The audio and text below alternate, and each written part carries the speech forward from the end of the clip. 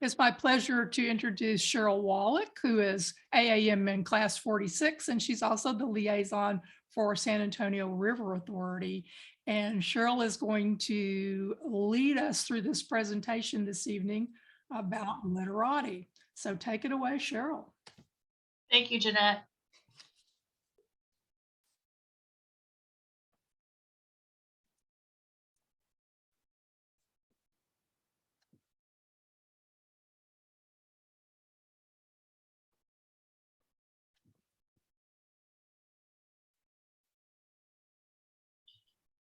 Here's a few photos of our lovely diverse wildlife on the San Antonio River.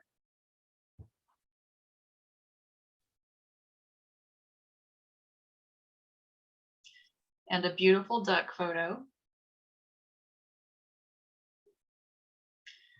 And a photo that's not so beautiful. How does this happen? How does all of this litter get dumped into our river? Of course, anywhere in the watershed, it's pretty much all of Bexar County. Litter goes onto the ground and then it gets swept into our storm drains. Our storm drains lead to creeks, and our creeks lead to rivers. And of course, rivers lead to oceans. And a lot of us on the line right now know that our sewage system is a little bit different than other places. So if you're new to the area, I just wanted to point out that we actually have separate underground systems.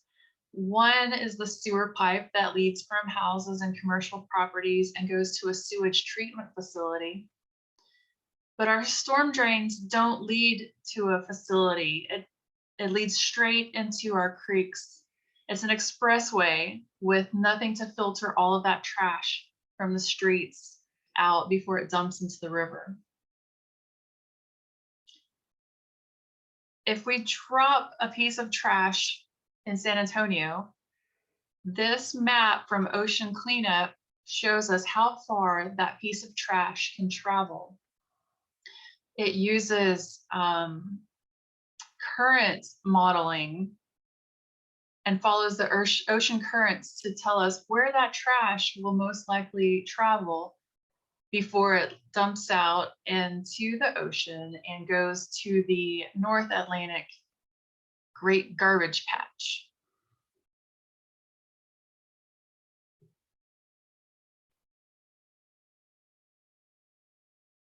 $112,000 kilometers could be traveled over the lifetime of that piece of garbage. If we go to the next slide and look just at the 4 counties that the San Antonio River Authority covers, that's still 270 miles to be focusing on in Texas. That's a lot of area that garbage can cause problems for our wildlife.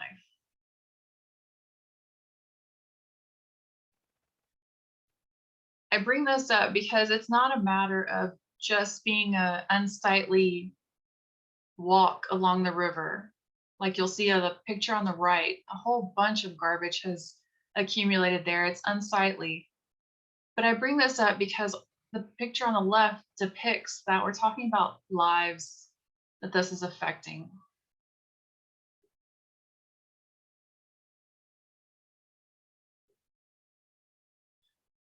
It's not only making birds' homes unsightly, it also covers suffering, like we see in the next picture. We are all master naturalists here, and we know what's going to happen to that duck if it can't feed. And before we move to the next slide, I'm going to let you know that this is a very gut-wrenching photo that we've got coming up next. And I include it because it's similar to a photo that I saw that I just can't shake out of my mind. You can move to the next slide.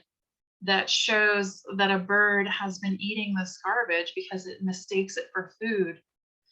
And all of that plastic contents in its stomach can't pass the bird thinks it's eating food, but it's actually getting malnourished because there's no nutrition in that garbage. And eventually, that's all that's left.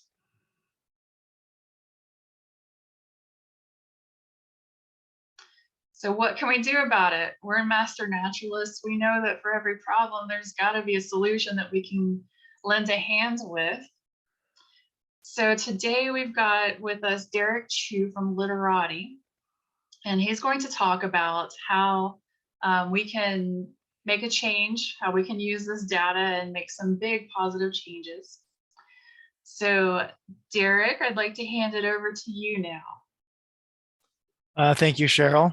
Hello, everyone. I'm glad to be on this call with you all. I'm from Litterati. We're an app platform that really focuses on interacting with the public to help provide litter data. And in turn, we build, the most accurate and the largest litter data database possible, so that organizations such as yourself, all the way up to corporations and other larger city, county, state, and country governments can make lasting changes with our data. So to kind of go into depth there, being an app platform, we really provide everybody the chance to contribute individually, because one person, doesn't always make a difference, but a lot of individuals can come together and create something large. On that note, as much as I can talk about my company, I'm not any better than our CEO. So if you guys are all okay, I'm going to share this presentation. It is our CEO's TED Talk. He was invited by the TED organization to present about our company, and yeah, he's great. So let me play this for you. Let me know if you can hear it.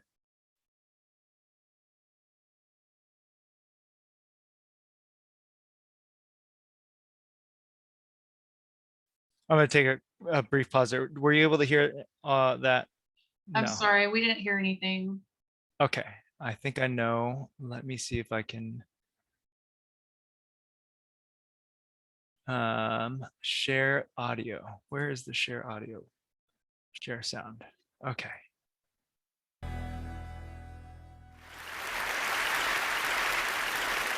Able to hear that? This story starts with these two, That's good. my kids. We were hiking in the Oakland woods when my daughter noticed a plastic tub of cat litter in a creek. She looked at me and said, "Daddy, that doesn't go there." And when she said that, it reminded me of summer camp. On the morning of visiting day, right before they'd let our anxious parents come barreling through the gates, our camp director would say, "Quick, everyone go pick up 5 pieces of litter."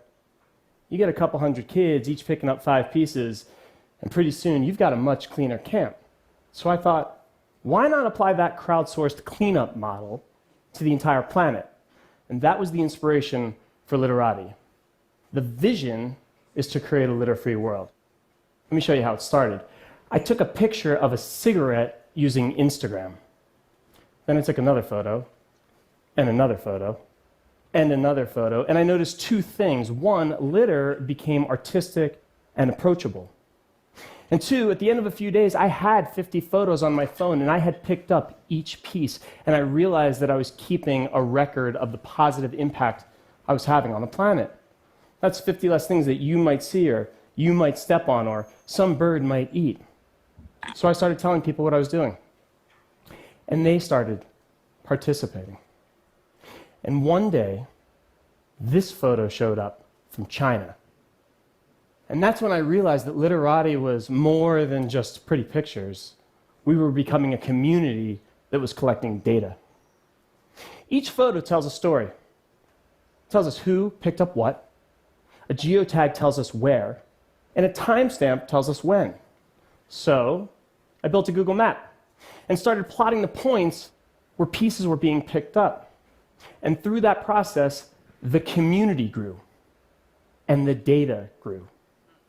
My 2 kids go to school right in that bullseye. Litter. It's blending into the background of our lives, but what if we brought it to the forefront? What if we understood exactly what was on our streets, our sidewalks, and our schoolyards? How might we use that data to make a difference? Well, let me show you. The first is with cities. San Francisco wanted to understand what percentage of litter was cigarettes. Why? To create a tax. So they put a couple of people in the streets with pencils and clipboards who walked around collecting information, which led to a 20-cent tax on all cigarette sales. And then they got sued by Big Tobacco, who claimed that collecting information with pencils and clipboards is neither precise nor provable. The city called me and asked if our technology could help. Not sure they realized that our technology was my Instagram account, but I said, yes, we can. And we can tell you if that's a Parliament or a Pall Mall. Plus, every photograph is geotagged and timestamped, providing you with proof.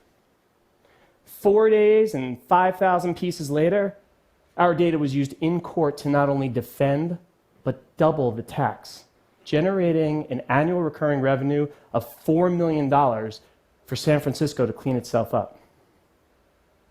Now, during that process, I learned 2 things. One, Instagram is not the right tool, so we built an app.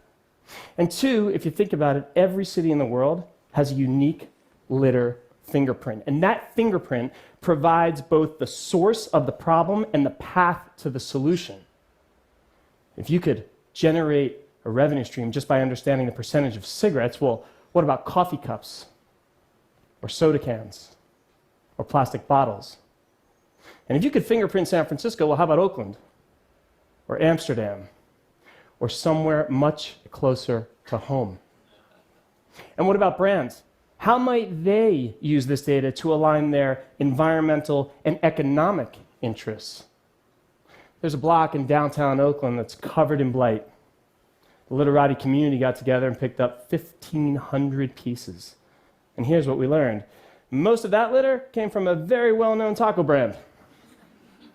Most of that brand's litter were their own hot sauce packets. And most of those hot sauce packets hadn't even been opened.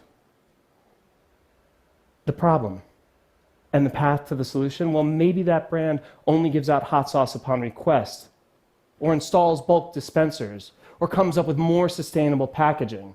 How does a brand take an environmental hazard, turn it into an economic engine, and become an industry hero? But you really want to create change? There's no better place to start than with our kids. A group of 5th graders picked up 1,247 pieces of litter just on their schoolyard. And they learned that the most common type of litter were the plastic straw wrappers from their own cafeteria. So these kids went to their principal and asked, why are we still buying straws? And they stopped. And they learned that individually they could each make a difference, but together they created an impact. It doesn't matter if you're a student or a scientist, whether you live in Honolulu or Hanoi, this is a community for everyone. It started because of 2 little kids in the Northern California woods, and today it's spread across the world. And you know how we're getting there? 1 piece at a time. Thank you.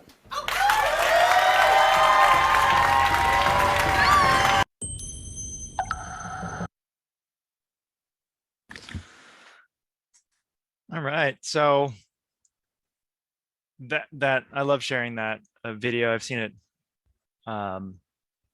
several times and I still love watching it. Anyways, so 1 piece at a time. And that's exactly, that's still our motto. And that's still very, very much the guiding path that we are trying to follow. So our technology, what our technology is able to do is allow you to take a photo of the litter that you observe out in nature, litter that shouldn't be there. And it allows you to get proof of that litter, as well as categorize, tag, and organize the things that you find. So for example, in this one photo, you have 5 items, all made of different materials, all made out of all different brands, and it's kind of come from a whole bunch of different places potentially, right? You have bottle cap, cigarette butts, a can, and a lid, and all these materials didn't evolve. They didn't come to this place naturally, right? Humans had to bring that item there. So through our technology, we can kind of categorize it, and we can figure out where did that come from. Cigarette probably came from a convenience store. The can could have also come from a convenience store, but it also come from, grocery store. And you can kind of start identifying where those items potentially came from. And then that's like your path to creating a more sustainable future. Typically, when Litterati is engaged by organizations, it's usually organizations who have come into the space from like a cleanup world. They go out, collect, several hundred bags of trash as an organization. They record the poundage, and they go through, a very painstaking process of getting getting their members to organize, finding places to go out, doing the physical work of picking up that litter. But then it's always a little bit too late. If they come back in a month, that litter is going to be there again, so doing cleanups over and over and over again without ever having, a solution is kind of how we were born. That video is kind of old. In one of the pictures, he had 1,500 pieces. That one neighborhood now has over, I think, 78,000 pieces. We've collectively, as an organization, collected over 18 million. We crossed the 18 million mark, I think right before July 4th. And our app has been downloaded over 275,000 times, all across the world. So that is kind of our tremendous amount of growth. I think that happened. The video was recorded, I think, in like 2018 or 2019. So it's only been like 4 years. And we've really spread across the country, or spread across the world, actually. I know our CEO mentioned in the video the tax in San Francisco. But we also have a couple more cases where this really helped. In Philadelphia, there was a school, and their students noticed that there was a lot of bags that were accumulating against one of their fences. They used Litterati to survey their school area, and they discovered that a lot of the bags were coming from all the convenience stores located a couple blocks away, and it was getting blown out of trash cans and against their fence. So they were able to take that data, take it to City Hall, show them that because of the plastic bags within our community coming from, convenience stores, coming from grocery stores, getting blown out of bins, this is causing a problem within our city. So they used that data, and they were able to enact a citywide ban on plastic bags. Another one, this is actually a really great story for 2 reasons. In the Netherlands, there is one of the Litterati community members. He was very, very, very passionate about this. He himself, I think, within a month collected over 100,000 pieces. by himself, which is absolutely insane. But something that he noticed was that there's this brand called Antiflu. You can kind of think of them as like Halls in America. Their cough drops were made out of plastic. And so he was finding their cough drop wrappers all over the city. I think, I believe the number that he found was somewhere around 1.1 million.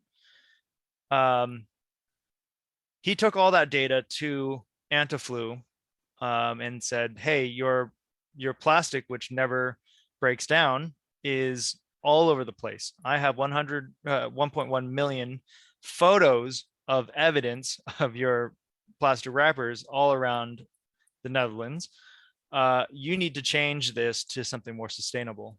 And within a couple months, they agreed, and now they're made out of paper. So that's a great example of one person single-handedly taking our data and making lasting change out of it. So one person can make a difference. And that kind of brings us back to why Cheryl has partnered with Litterati with you guys. You guys with Cheryl have a challenge through our platform. It's the Alamo Area Master Naturalist Challenge. If you want to help out, you can join with the code AAMN. All you have to do is download the app, claim your account, and click on the join your challenge button, and then use that code. I don't know, Cheryl, if you wanted to talk a little bit more about the challenge. Yes, I think I've got a couple of slides at the end to talk about the challenge specifically. Okay, I'll save it till then. So basically, to download the app, it's really simple. If you have your phone, you can scan this QR code. If not, you can just go into your app store of choice and type in Litterati. We're in both the Apple and Android stores. Once you download the app, there's a quick onboarding screen. Just click on the Get Started button. It'll ask you what your goal is with Litterati. You can choose any option that fits you. You can hit the skip button and the next button, and then you're into the app. Because our phones use location technology, basically when you take a photo, it captures your location. Not everybody's super keen on that. So as a company, as soon as you download the app and you get through the onboarding screens, you are in a temporary account or an anonymous account. Essentially, that's what this is. Gray Warrior is an anonymized name. If you don't feel comfortable with tying yourself to your location, you can remain anonymous, because when you show up on a leaderboard, it'll just say Gray Warrior. So nobody will know who you are, and you can leave that as is. If you do want to claim your account so that you can get recognition, or so that you can track your progress, or if you want to just see, your efforts over time, you can go ahead and click on claim your account. And then, yeah, you can join the organization's challenge with the code AAMN just by clicking the join a challenge with the code button. When you actually go out to go collect, you'll be using the app's built-in camera.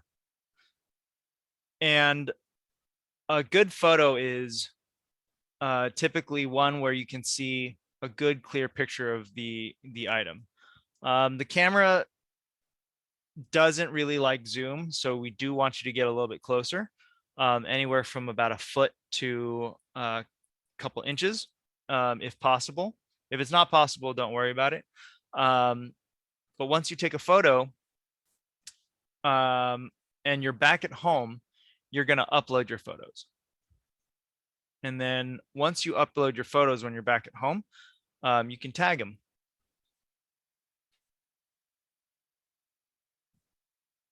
And the way that you would tag it is you would enter the gallery, click on the photo, and our litter AI suggestion will pop up at the bottom. We use AI technology to basically guesstimate what that item might possibly be. And that way you don't have to always type in what that item is. You can just look and go, yeah, that's a can that's made out of aluminum, and then you can hit next. And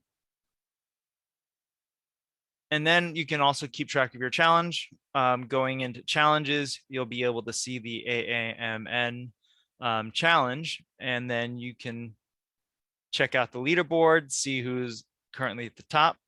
You can also track your own personal amount and compare. So best practices with the app, definitely make sure to enable location services. Again, if you're worried about anything, remain anonymous and only collect in public areas. Make sure that you take well-lit photos as well. So try not to collect, at dawn or in the evening where there's low light. Our AI can't pick up anything when there's not a lot of light. Make sure you charge your phone before going out. A lot of people forget about that. Me, myself included. I've done that a couple of times on accident. And then don't upload as you go. Wait until you get home to upload, and then tag your items. So the last thing that's I want to talk about Litterati is that this technology is great because it allows you to go out and collect without having to be in a big group. You don't have to do like a you don't have to wait for a mass cleanup or anything like that. You can go out, whenever you want, whenever you have free time, whenever you're going out for a walk. You can pick up just a few items, or you can make it a big event and go out and collect a lot. That's the beauty of Litterati, is that it's whenever is convenient for you, so everybody can kind of contribute in their own way.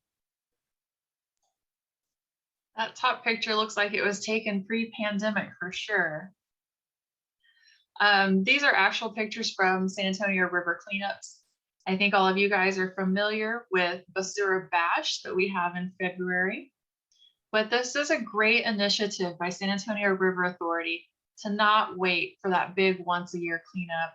Like Derrick said, we can do this as part of our regular outings. If you're out at Phil Hardberger Park on another volunteer assignment, you can combine these two pretty easily. Next slide, please. Here's the fun part.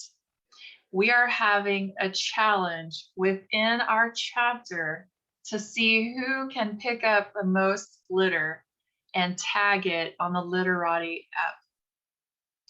We're going to conduct this July 15th through August 15th. And coincidentally, I was looking at the San Antonio River Authority's calendar, that beautiful photo calendar they put out every year. And they also have a lot of observations listed on their calendar. So our challenge will coincide with Plastic Free July, Clean Beaches Week, National Parks and Rec Month, World Nature Conservation Day, and August is National Water Quality Month.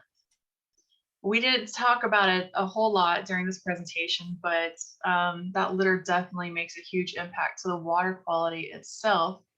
And if the animals aren't eating the litter, they're drinking that water.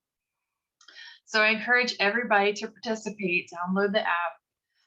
When you go to challenges, type in AAMN to be registered for our chapter's competition. And all of the litter you tag and pick up between July 15 and August 15 will count towards some prizes. And the grant prizes that we'll be giving out include a kayaking trip that we'll be scheduling for next spring. So it'll be fun to get your spot on that trip. Next slide, please. Okay, time for some Q&A, I guess. You guys use the chat box to type in your questions for Derrick. And I'd like to start off with one question. Derrick, you mentioned location, and I think we're all familiar with the iNaturalist data collection app. I wanted to let you guys know, and Derrick, please confirm that nothing has changed. It doesn't quite work like iNaturalist. On iNaturalist, we can see that map, we can see the species, and we can see who posted a species to the iNaturalist map. But I believe there's a lot less worry about having to put privacy settings because the Litterati app doesn't work the same way.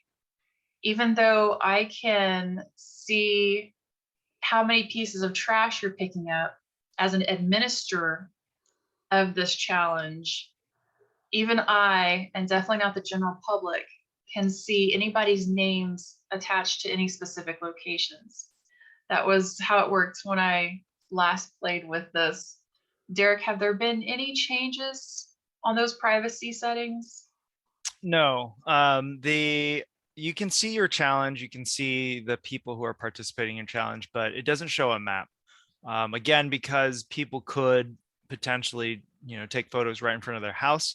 And also because we engage with a lot of schools and a lot of children, we wanted to make sure that people stayed safe and remain anonymous, or at least have their locations, hidden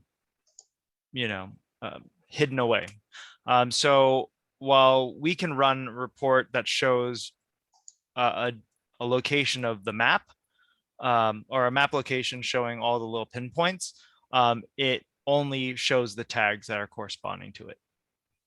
I like that feature. So if you guys are accustomed to using iNaturalist and you're wondering where to find the button to obscure your location, you don't have to worry about that. It's already built in. We have another question. Do we have any specific data yet about the types and quantity of litter collected here in San Antonio and recorded through Litterati? Are we planning to share this information with the policymakers here in town and beyond? That's a great question. Sarah began this initiative, I think, last year. And the first step in this has been to gather the data. So we are still in the gathering the data phase, and next we'll be analyzing the data. And yes, there are definitely plans to really use this, like that great story I love from the Netherlands. How can we make big changes? How can we use this for policies and some serious impact? So yes, we got to have that data first before we can go, make our case. So I hope you guys will help us in collecting all of that. Because I was curious, I'm also pulling up some of the data just to kind of see on the San Antonio River Authority account. There have been 23,265 pieces of litter picked up. The largest category is the drink category. So most of the objects found were bottle caps, bottles, and straws. And can anyone guess what the number one material was?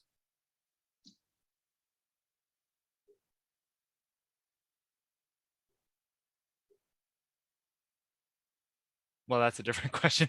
The number one material is plastic. Of course, over 60% is plastic. So we've got another thought in the chat, wondering if getting some of my dog walking neighbors would help me to get our HOA involved. Maybe we could get them to put out recycling bins and trash bins in the neighborhood. Yes, that is a great idea. And that reminds me of something else I'd like to point out. So this AAMN challenge is specifically for chapter members, but I would like to point out that for us chapter members, just by joining AAMN's challenge, our data will automatically contribute to Sarah's San Antonio River Authority's information. So as master naturalists, we don't have to worry about logging into both of the challenges. It's automatic for us using AAMN. But if you've got friends you'd like to get involved in this challenge, well, excuse me, not in our challenge, but if you've got friends who'd like to contribute some data to the overall San Antonio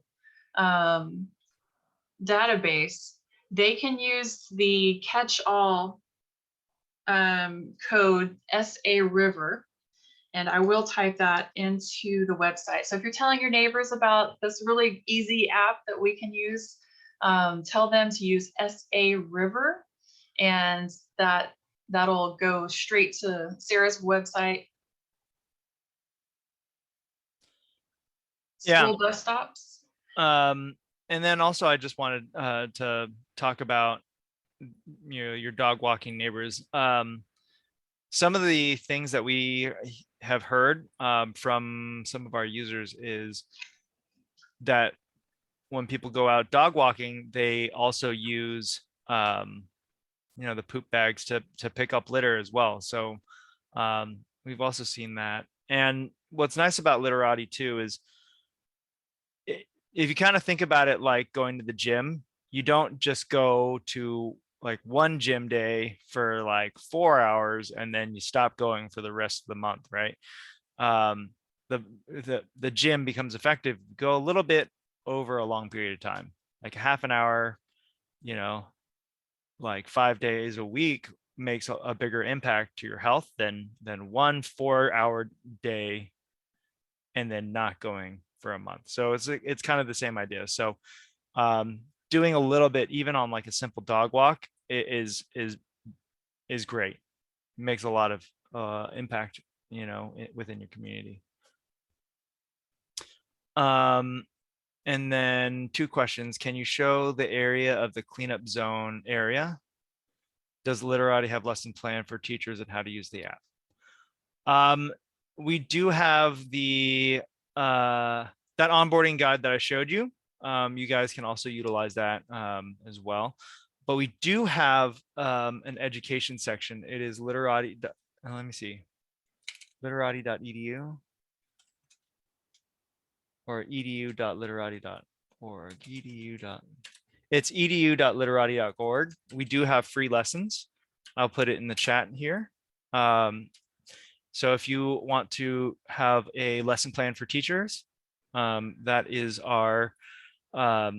that's our website for that. We partnered with a STEM teacher to help build out this curriculum. So that was really cool. And then what is with the dog walkers who the poop bag? Oh, Talat, that's a good question. I mentioned that to a friend who's not involved with natural resources the same way that I am. I said the same thing. Why does somebody go to the trouble of bagging it and then they just leave it along the trail? Like, you've already done half of the work. Why not finish that off? And my friend told me that there's parks that have staff that they encourage users to do that. I told my friend, you're going to have to let me know which park this is, because they're setting a really bad precedence for the rest of us.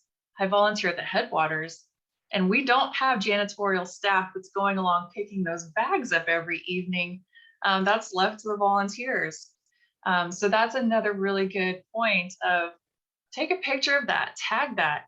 If we can go to that park superintendent and say, hey, you've got a real problem here with people kind of doing half of the work of bagging the dog poop, but not following through.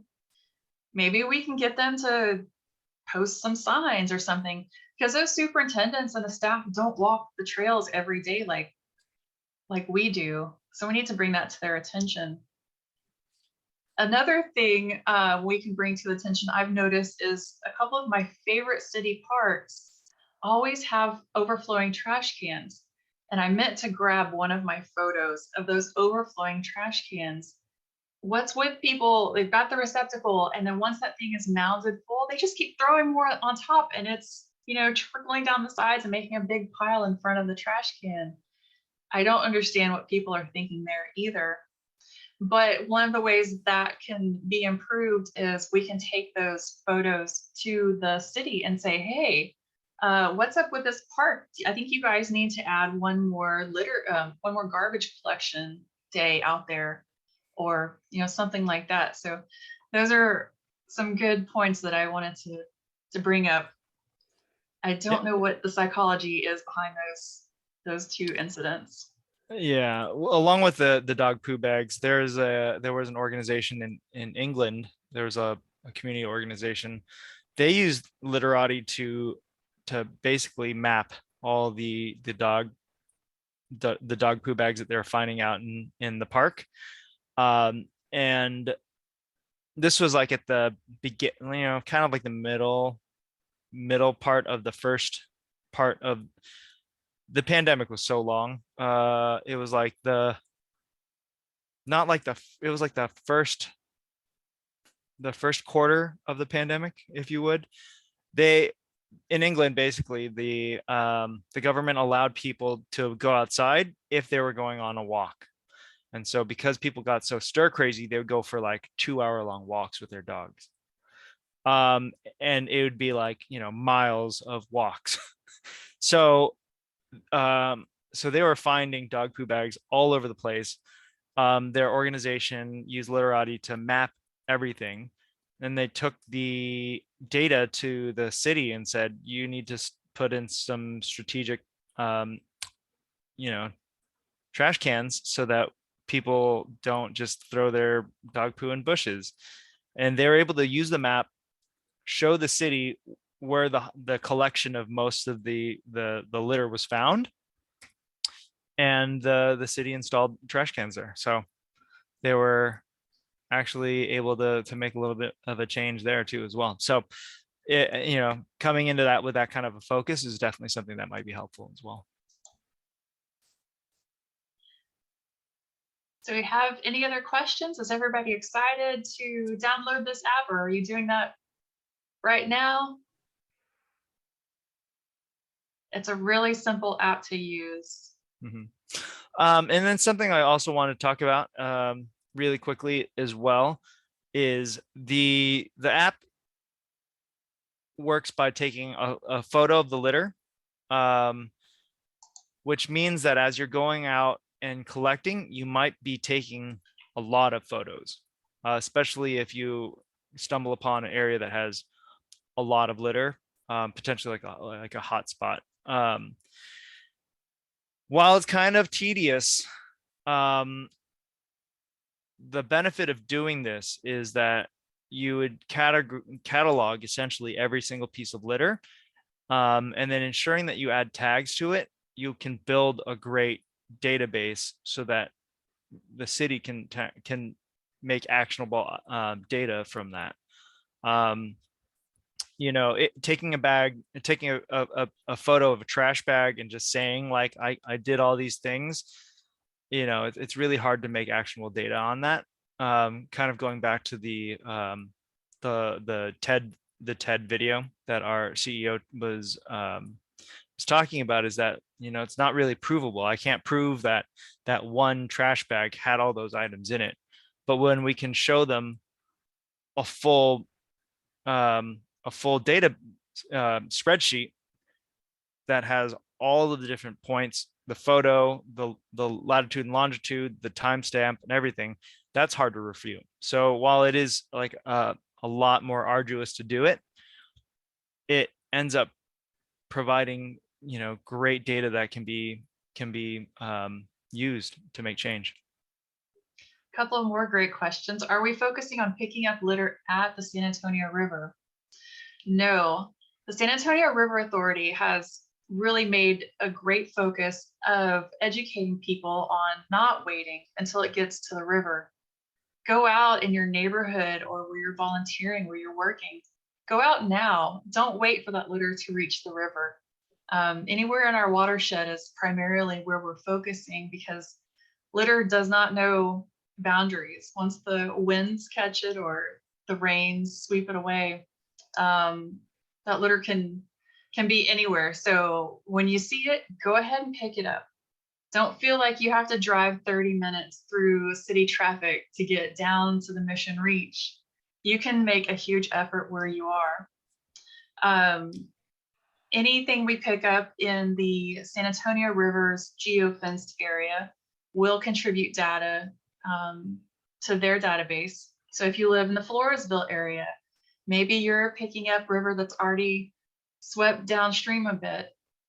I feel bad for you because once it does hit the river, it gets really gross. I really dread having to get into my kayak and go pick up litter that's been sitting in the mud and the muck for a long time because it's so much nastier than picking up a fresh candy bar wrapper right there in the park. And we did open up the geofence to be all of Texas because I know a lot of our master naturalists are traveling this summer. A lot of people do volunteer at state parks that aren't specifically in Bexar County. So if you've got volunteer efforts that you're doing, in other parts of our state, this is something easily accomplished wherever you're at. And another question, this one's for you, Derrick. Mhm. Do the photos stay on the phone or are they erased when uploaded? That's a great question. So the way the app works is it has like its own temporary container. So if you use the in-app camera, it saves all that to that temporary container. So as you're going for your walk or as you're going litter picking and you're snapping photos, it's always just saved in that temporary folder. Once you get back home and you're back on Wi-Fi and you upload everything, it uploads from that temporary container up to the server and then deletes it from your phone.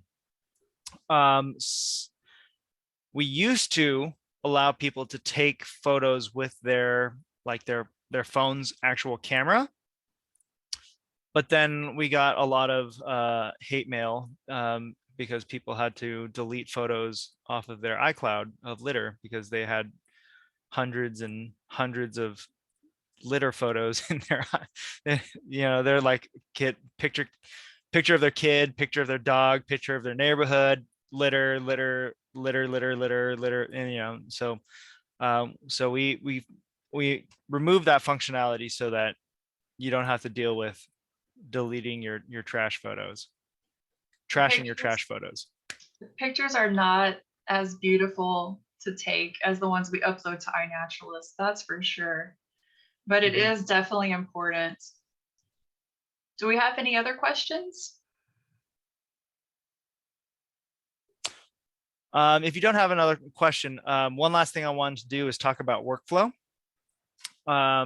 When you're going out collecting, the way that I personally like to do this is I have a 5-gallon bucket that I got from Home Depot. I use a trash bag to line it, and then I go out with I have a litter grabber as well, so I don't have to touch stuff. So I go out, and whenever I encounter litter, I will take a photo of all the litter in that section, and then I pick it up and I put it into the trash, into my little trash container. And the benefit of having a bucket is if it's windy, you don't have to deal with like a blowy trash bag full of stuff. You can just set it down. It also allows you to kind of, navigate with your hands a little bit better between taking the photo and grabbing the litter. So I recommend that. And then the most helpful is when I basically recruit my wife to go help me. And what happens then is I carry the bucket and the litter grabber, and she does the photos. So all she does is take photos. Sometimes we'll switch, but going and doing that with the buddy system is also super helpful. And that way one person can just focus on doing one thing and the other can focus on doing the other. And it makes for a nice little stroll, an easier experience. Here's another question for you, Derrick. What is the importance of tagging? Can we get by with just snapping a picture of the photo and uploading it to the database like we do for iNaturalist? I'm mentioning the similar app that we use a lot. Once we upload the photo, there's the option of other members helping us out with the identification. Can we just snap that photo and move along, or talk to us about the importance of following through with tagging? Yeah, absolutely. That's a good question. So because your hands are kind of encumbered while you're doing the litter collection, the tagging process doesn't happen until you've uploaded the photos to the server.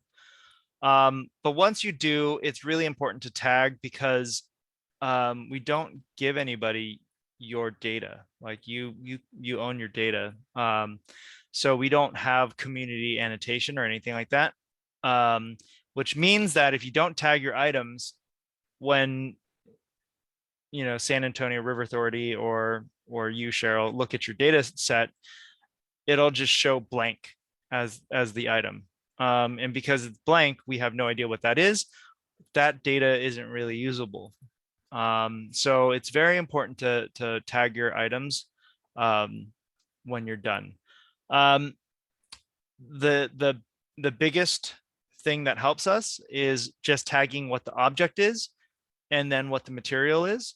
So, can, aluminum, bottle, plastic, bottle cap, plastic is the bare minimum that we need. But that bare minimum is like 95% of what we need. So it's super helpful just getting the object, the material. If you can identify a brand, that's also helpful, because then if you have enough brands, you could be like, hey, McDonald's, I'm throwing McDonald's under the bus here. Hey, McDonald's, we see a lot of cups out there with your name on it. You might want to think about going into a different route, or you have a lot of straws. That way you can show the brand that, like, we're finding a lot of your stuff. Maybe you might want to think of better litter abatement strategies for your own products. So yeah, so it's important to tag, but tagging can be done whenever you want. You could tag while watching TV and during commercials. You do a couple tags, and then when the TV show comes back on, you could put it aside and relax, and then every commercial just do some tagging. Yeah, it's as simple as that. And you can do tagging whenever you want. So after you upload, you could tag a day later, 5 days later, a month later, a year later, whenever you want. Hopefully not a year later. Yeah, you guys will need to tag your information before the end of this challenge. Otherwise, we can't tie the winners to the quantity of litter they picked up. So get your tagging in. It's super easy. The artificial intelligence involved with the photo recognition software makes it so easy to tag your information. You don't really have to type in a lot of stuff. Most of the time, it auto suggests the material for you. It's really cool software. So that's not a whole lot of trouble at all. Another question, Litterati participation eligible for AAMN hours? Yes, there is a code in our VMS or resource management RM trash removal -AAMN.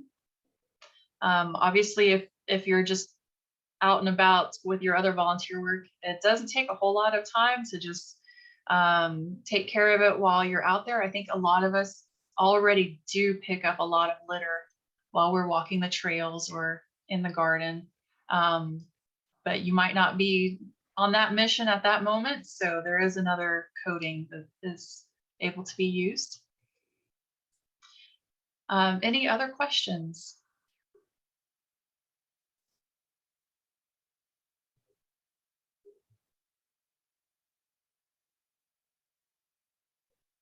All right, guys. Well, thank you for coming. I'd like to switch it to the last slide and just let everybody know that Litterati project is being sponsored by the San Antonio River Authority.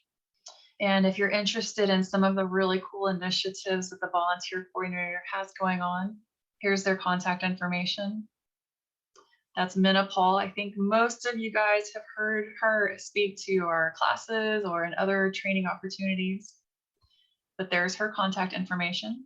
And we'd like to thank the San Antonio River Authority for making this a citywide initiative and really bringing more attention to the issues.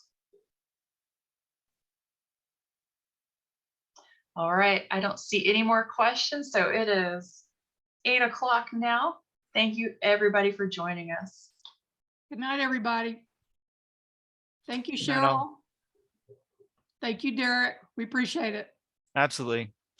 Take care, everyone. Okay, bye-bye.